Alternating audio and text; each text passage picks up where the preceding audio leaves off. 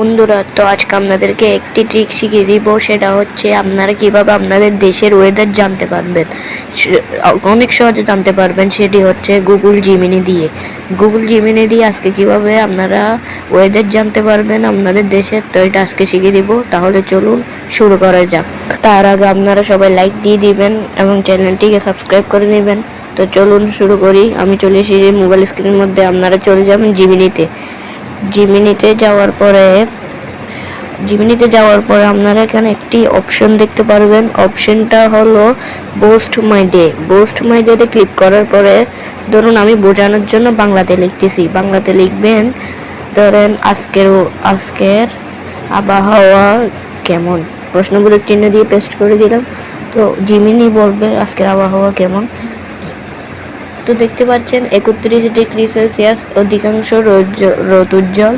আপনারা দেখতে পাচ্ছেন কয়টা বাজে কি হবে ওগুলো সব এখানে চলে এসেছে। আপনারা এখানে দেখতে পাচ্ছেন আর চট্টগ্রামের আকাশ প্রধানত রোদ উজ্জ্বল। আপনারা এখানে বৃষ্টির সংখ্যাও দেখতে পাচ্ছেন, বৃষ্টির তাপমাত্রা দেখতে পাচ্ছেন। তো আপনারা এরকম দেখলে এখানে ওরা বলে দিবে জিমিনি এআই দিয়ে। তো আপনারা আমি বলবো যে কালকের আবহাওয়া কেমন,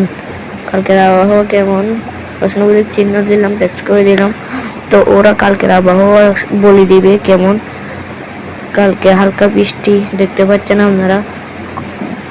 7টা বাজে 20%, 9টা বাজে 20%, আরও বাড়বে। সব কিছু এখানে দেখাই দিয়েছে জিমিনি।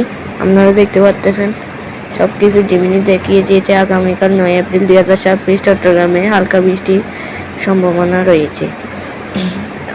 দিনের সর্বোচ্চ তাপমাত্রা 29 ডিগ্রি সেলসিয়াস এবং সর্বনিম্ন তাপমাত্রা 22 ডিগ্রি সেলসিয়াস।